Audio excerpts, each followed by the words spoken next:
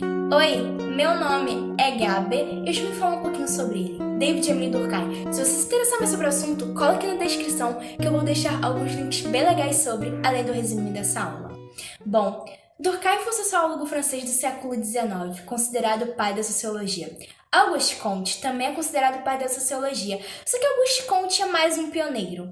Auguste Comte influencia o Durkheim com o seu positivismo, ele faz um estudo sociológico bem interessante e muito proveitoso. Só que foi Durkheim que conseguiu consolidar a sociologia quanto uma ciência, colocá-la quanto uma matéria acadêmica e ainda por cima Durkheim fundou a Escola Sociológica Francesa, o que é um marco bem legal, já que a sociologia surge na França. Durkheim tirou onda fazendo parte do tripé da sociologia, ou dos três porquinhos da sociologia, que é composto pelo Max Weber, Karl Marx e Emile Durkheim. Bom, o Durkheim ele está preocupado em colocar a sociologia quanto uma ciência, colocar um caráter acadêmico na sociologia. Então, o que ele faz? Ele separa a questão individual. Ele foca em estudar a sociedade. E com isso, o Durkheim constatou que existiam os fatos sociais. Os fatos sociais vão ser o objeto de estudo do Durkheim. Para Durkheim, o que ele consegue estudar vão ser os fatos sociais. Mas afinal, o que são fatos sociais? Os fatos sociais são coisas que vão determinar ou influenciar o comportamento dos indivíduos. Como assim? Vai ficar facinho, vai. Esses fatos sociais, eles vão ter algumas características principais. Os fatos sociais vão ser externos, ou seja, nós fazemos a sociedade. Só que quando a gente é inserido na sociedade, a sociedade já está lá. Então eles vão ser externos, eles não vão depender de algo individual. Os fatos sociais vão ser gerais. Eles não vão acontecer só comigo. Para ser um fato social, ele não pode ser algo, algo só meu. Os fatos sociais precisam ser gerais. E eles também vão ter caráter coercitivo. Como assim?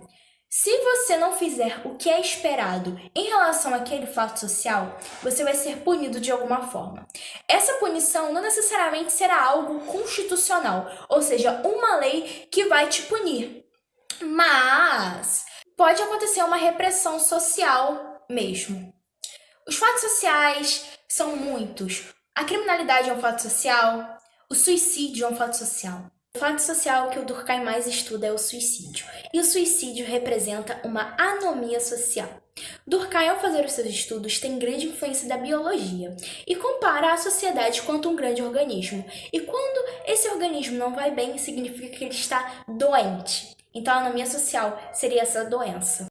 A anomia social não dá espaço para a solidariedade, que o Durkheim divide entre a mecânica e a orgânica.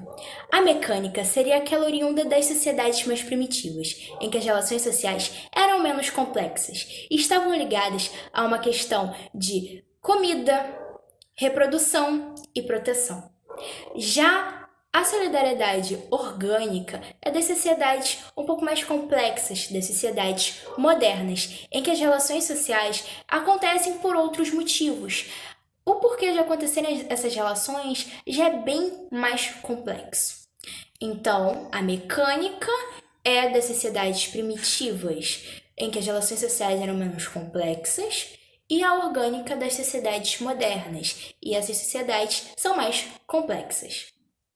E uma quase curiosidade, que é a resposta de uma dúvida que eu tirei com o meu professor Michael Williams, inclusive, professor, muito obrigado. A solidariedade é sim um fato social. O Durkheim, ele consegue estudar a solidariedade? Consegue, então vai ser considerado um fato social.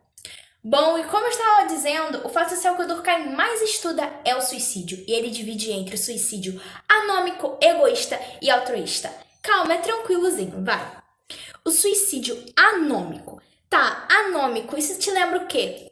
Anomia, não é? Pois bem, o suicídio anômico é causado pelo seguinte, o que rola? Tem algo da sociedade que vai impactar diretamente no indivíduo e vai fazer com que ele cometa o suicídio. Por exemplo, a crise de 29. A bolsa de valores quebrou.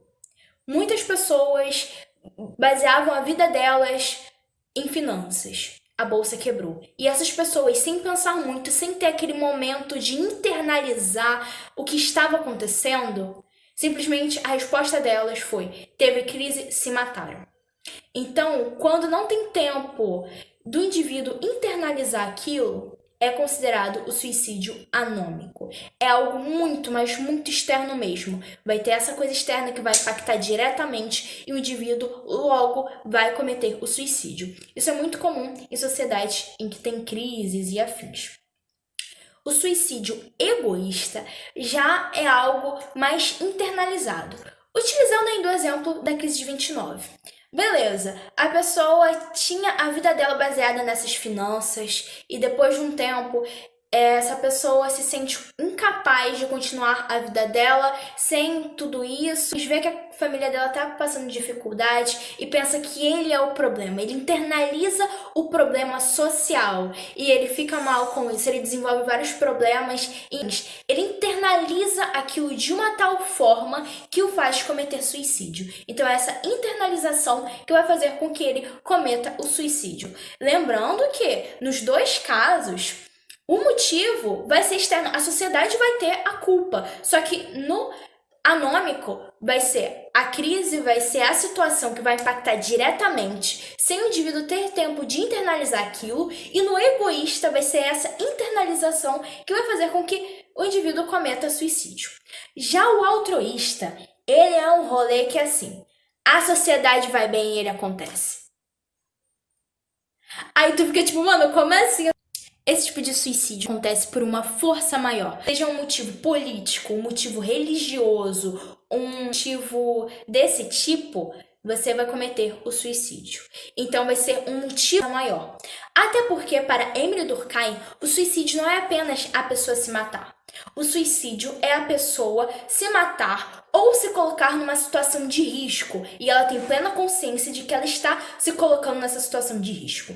Então, por exemplo, retomando, né? A crise de 29 impactou a pessoa. A pessoa não se matou, mas ela fez algo para se ferir grandemente.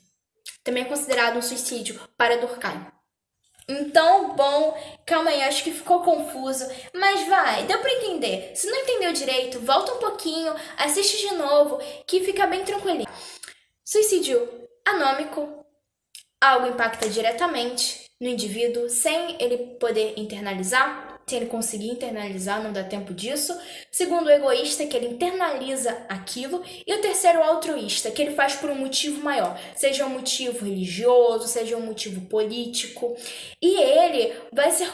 Por que altruísta? Porque ele vai estar colocando uma força maior bem acima dele, ao ponto dele querer tirar a própria vida pelo aquele motivo. Por exemplo, os kamikazes.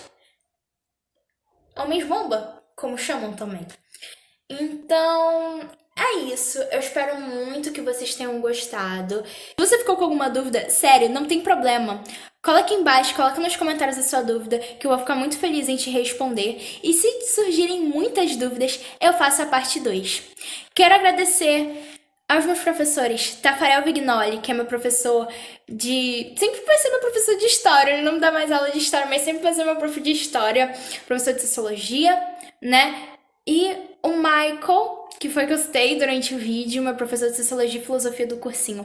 Muito obrigado, se não fosse vocês, eu não ia saber nem metade do que eu sei hoje, não que eu saiba muito, mas é isso. E se vocês... professores, pessoas que estão assistindo, encontrarem algum erro nesse vídeo, não tem problema. Coloque aqui embaixo a sua crítica construtiva, tá bom?